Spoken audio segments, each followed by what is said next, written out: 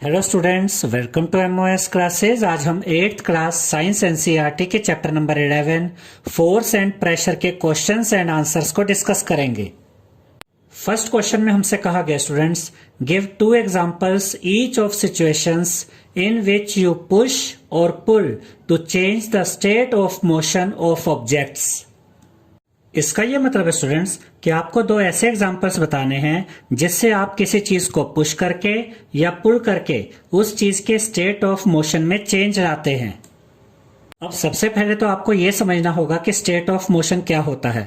State of motion अलग अलग type के होते हैं स्टूडेंट्स। जैसे कि अगर कोई चीज रुकी हुई है तो उस चीज का स्टेट ऑफ मोशन कैसा होगा, वो चीज रेस्ट पर होगी।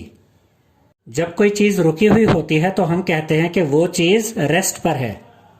और अगर कोई चीज चल रही है तो उसका स्टेट ऑफ मोशन कैसा होगा, उसका स्टेट ऑफ मोशन मूविंग होगा, यानी कि उस चीज में एक मूवमेंट होगी। और हमें 2 ऐसे एग्जांपल्स बताने हैं जिसमें आप पुश करके या पुल करके किसी चीज के स्टेट ऑफ मोशन में चेंज लाते हैं। जैसे कि आप पुश करके या पुल करके किसी रुकी हुई चीज को चला देते हैं, या फिर पुश या पुल करके किसी चलती हुई चीज की स्पीड ज्यादा कर देते हैं या कम कर देते हैं, या फिर पुश या पुल करके आप किसी चलती हुई चीज को रोक देते हैं।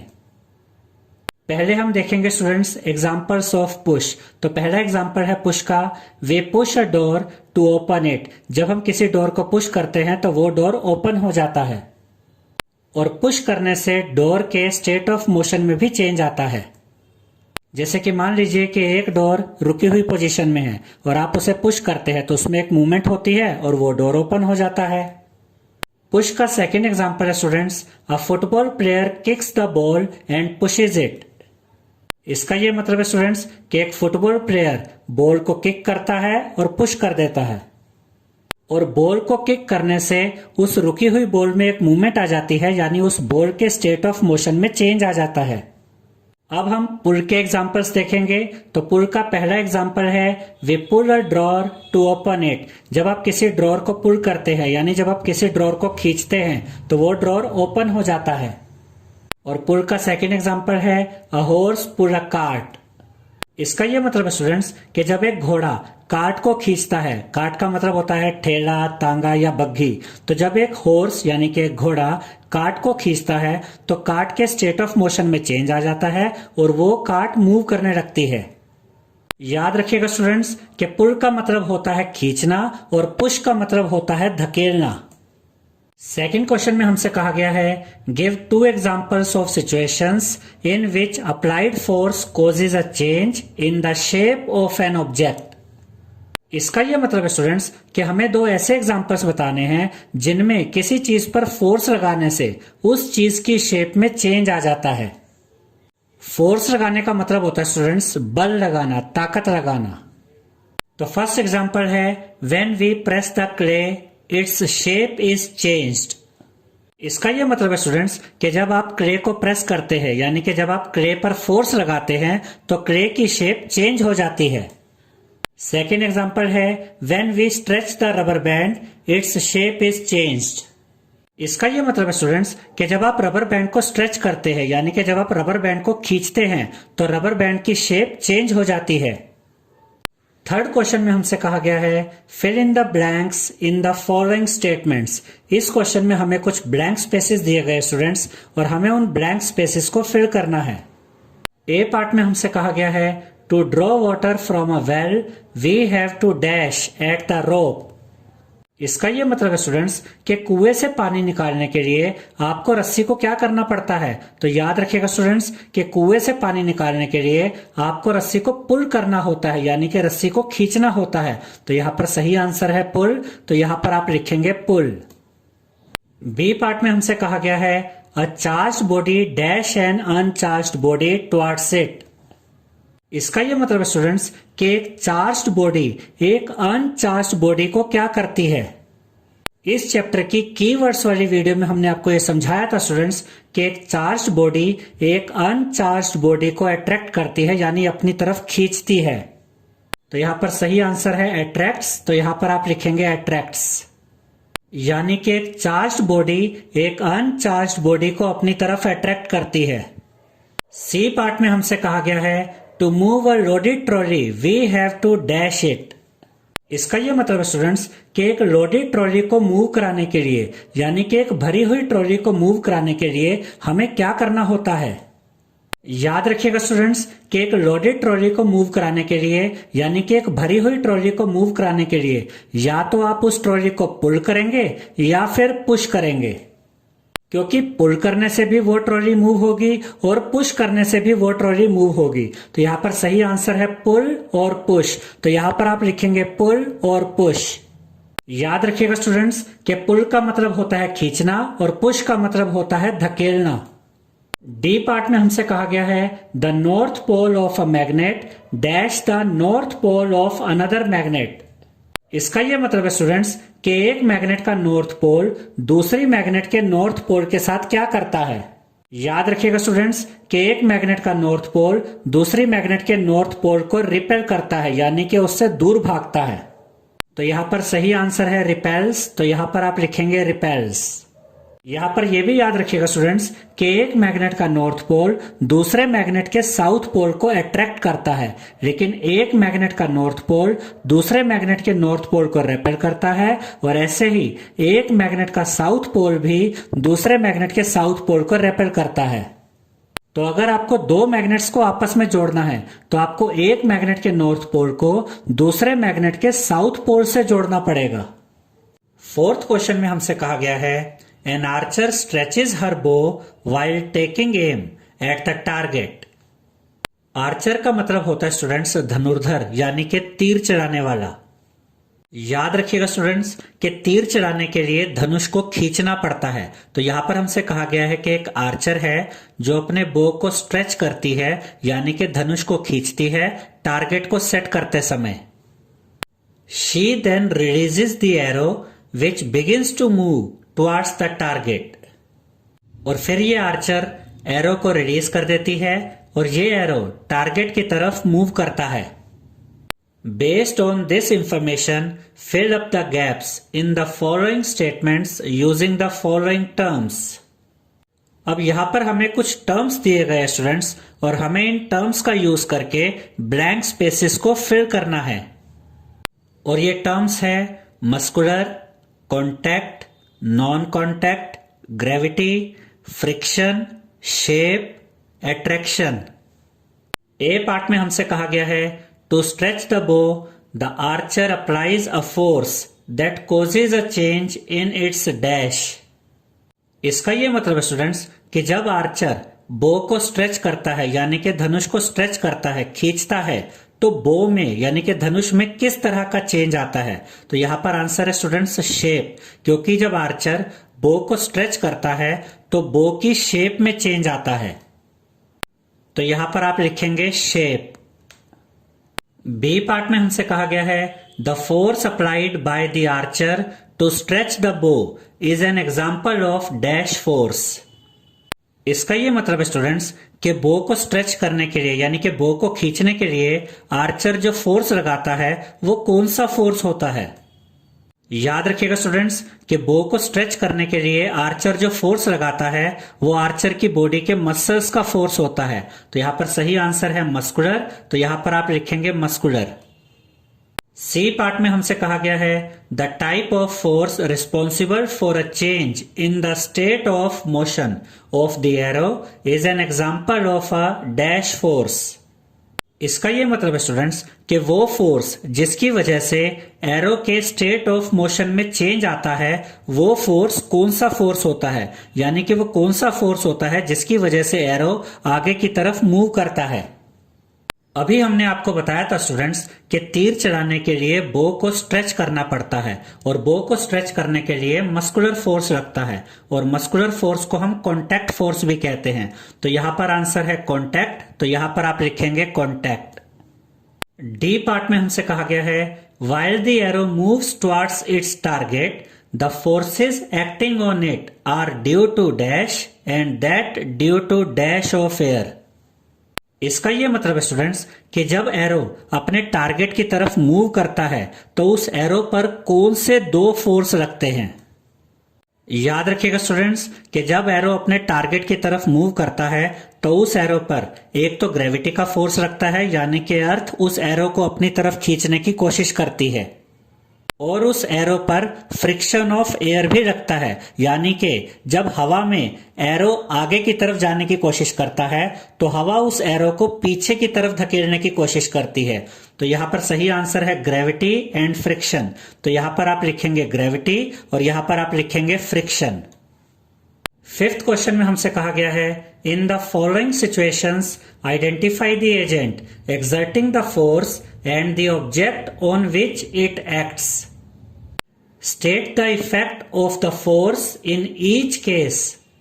इसका यह मतलब है स्टूडेंट्स कि इस क्वेश्चन में हमें 4 सिचुएशंस दी गई हैं और हमें यह बताना है कि इन सिचुएशंस में फोर्स कौन लगा रहा है और ये फोर्स किसके ऊपर लग रहा है, और हमें यह भी बताना है कि फोर्स का इफेक्ट क्या हो रहा है।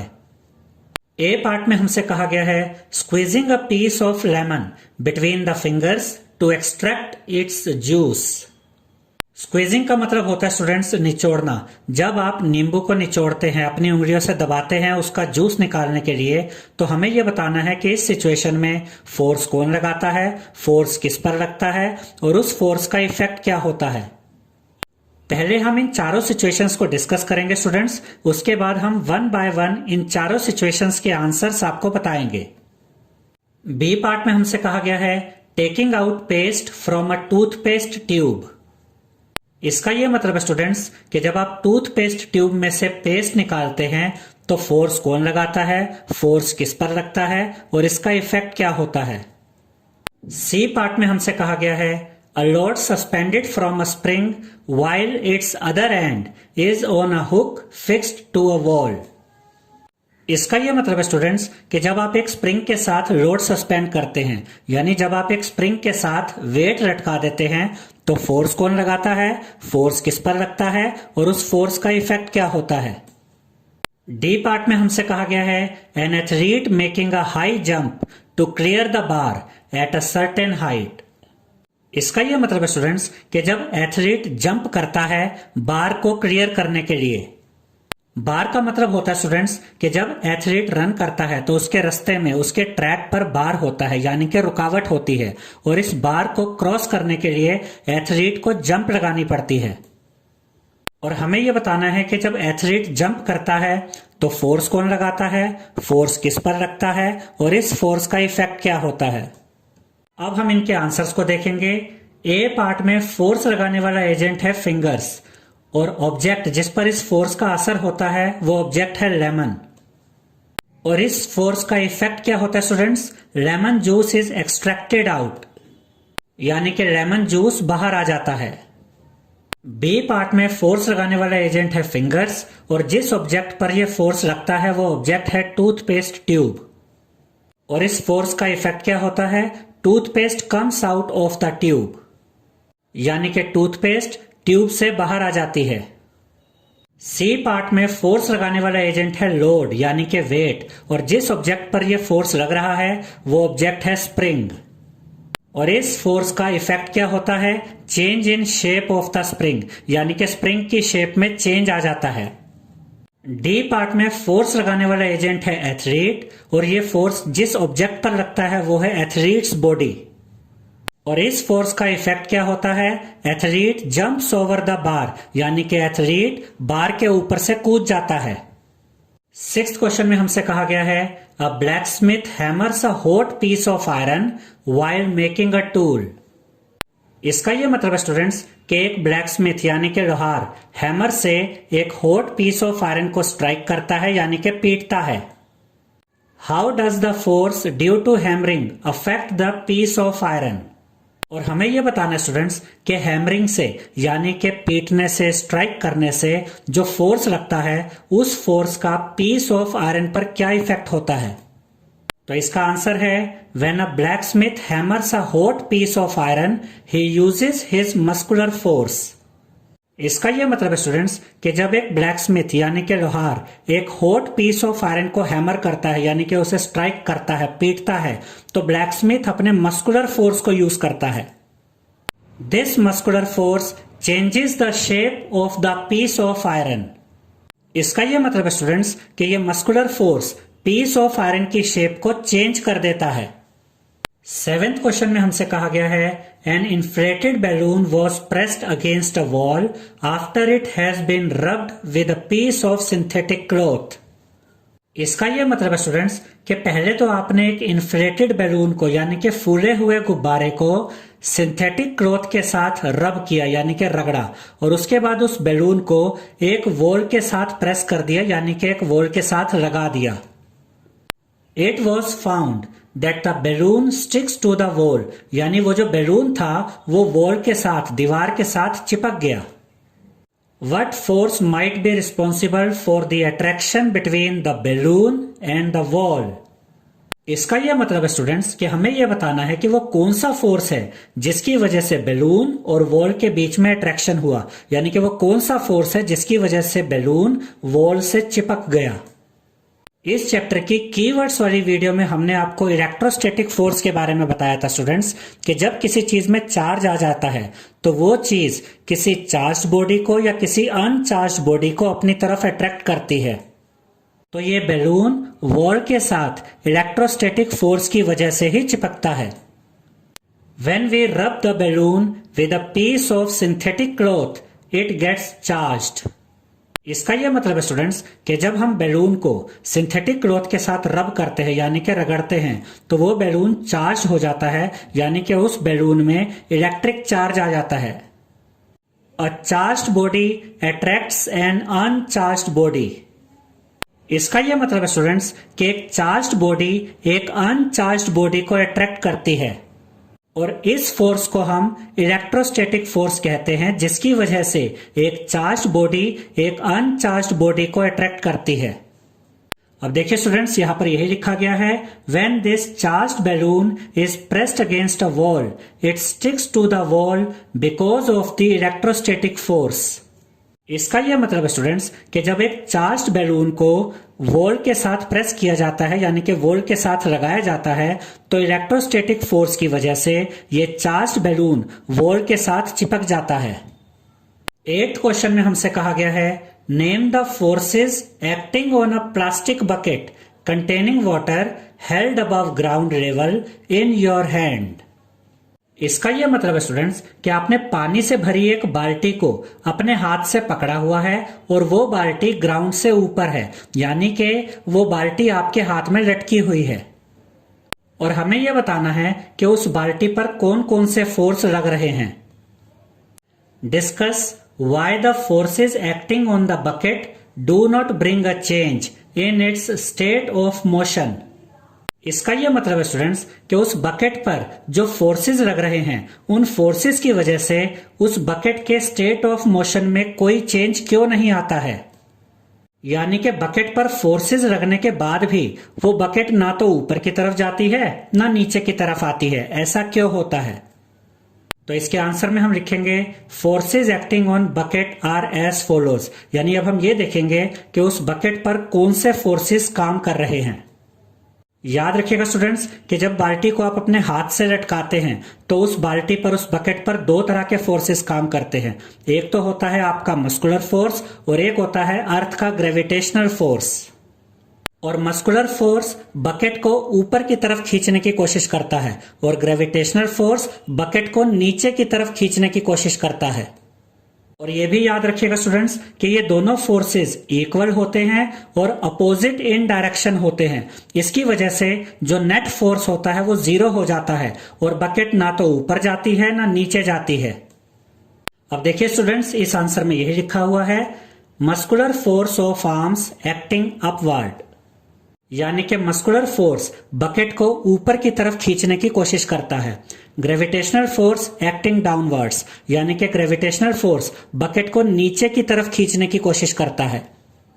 These two forces do not bring any change in the state of motion because both forces are equal and opposite in direction, and as a result net force is 0.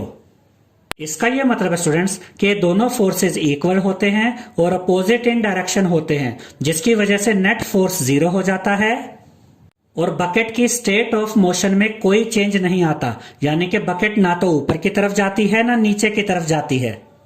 9th question में हमसे कहा गया है a rocket has been fired upwards to launch a satellite in its orbit. इसका यह मतलब है students कि ऑर्बिट में सैटेलाइट को लॉन्च करने के लिए एक रॉकेट को ऊपर की तरफ छोड़ा जाता है। Name the two forces acting on the rocket immediately after leaving the launching pad.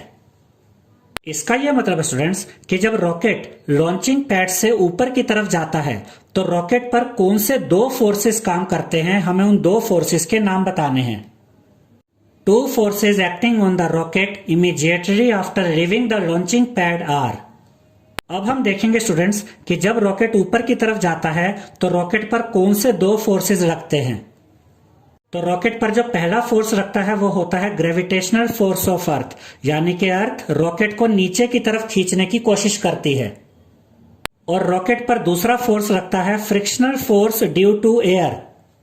और जब रॉकेट ऊपर जाने की कोशिश करता है तो ये frictional force due to air opposite direction में फोर्स लगाता है और रॉकेट को रोकने की कोशिश करता है। 10th क्वेश्चन में हमसे कहा गया है when we press the bulb of a dropper with its nozzle kept in water, air in the dropper is seen to escape in the form of bubbles। हम इस क्वेश्चन को डायग्राम की मदद से आपको समझाएंगे स्टूडेंट्स, लेकिन पहले हम इस क्वेश्चन को पूरा पढ़ेंगे। इसका यह मतलब है स्टूडेंट्स कि जब ड्रॉपर का नोजल पानी में होता है और आप ड्रॉपर के बल्ब को प्रेस करते हैं यानी कि दबाते हैं, तो ड्रॉपर में जो हवा होती है वो हवा बबल्स के रूप में बाहर निकल जाती है। Once we release the pressure on the bulb, water gets filled in the dropper। इसका यह मतलब है स्टूडेंट्स कि जब हम बल्ब से प्रेशर हटा देते हैं तो ड्रॉपर में पानी भर जाता है। The rise of water in the dropper is due to, यानी कि हमें यह बताना है कि ड्रॉपर में जो पानी भर जाता है वो किसकी वजह से भरता है। और यहां पर हमें इसके लिए 4 ऑप्शन दिए गए हैं और हमें इसमें से करेक्ट ऑप्शन को चूज करना है कि ड्रॉपर में जो पानी भरता है क्या वो प्रेशर ऑफ वाटर की वजह से भरता है, या फिर ग्रेविटी ऑफ द अर्थ की वजह से भरता है, या फिर शेप ऑफ रबर बल्ब की वजह से भरता है, या फिर एटमॉस्फेरिक प्रेशर की वजह से भरता है। इसका सही आंसर है ऑप्शन डी, एटमॉस्फेरिक प्रेशर, यानी कि एटमॉस्फेरिक प्रेशर की वजह से ड्रॉपर में पानी भरता है। अब हम डायग्राम की मदद से इस क्वेश्चन को समझेंगे स्टूडेंट्स। अब ध्यान से समझिएगा स्टूडेंट्स कि ये एक ड्रॉपर है और इस ड्रॉपर में यहां पर ये रबर बल्ब है और ये ग्लास ट्यूब है और यहां पर ये नोजल होता है जो पानी के अंदर है। यहां पर एक छोटा सा छेद होता है स्टूडेंट्स, और जब आप रबर बल्ब को दबाते हैं, प्रेस करते हैं, तो रबर बल्ब के दबाने से क्या होता है कि जब आप रबर बल्ब को दबाते हैं तो रबर बल्ब और इस ग्लास ट्यूब में जितनी भी हवा होती है वो बबल्स के रूप में बाहर निकल जाती है। यानी कि रबर बल्ब को दबाने से इस ड्रॉपर में एयर प्रेशर कम हो जाता है क्योंकि हवा ड्रॉपर से बाहर निकल जाती है, और उसके बाद पानी पर एटमॉस्फेरिक प्रेशर बढ़ जाता है और इस एटमॉस्फेरिक प्रेशर की वजह से पानी ड्रॉपर के अंदर चला जाता है। आई होप स्टूडेंट्स अब आपको यह क्लियर हो गया होगा कि इस क्वेश्चन का आंसर एटमॉस्फेरिक प्रेशर क्यों है। आई होप स्टूडेंट्स आपको हमारा ये वीडियो पसंद आया होगा। अगर आपको हमारा ये वीडियो पसंद आया है तो इसे लाइक, शेयर और सब्सक्राइब कीजिए। Thank you.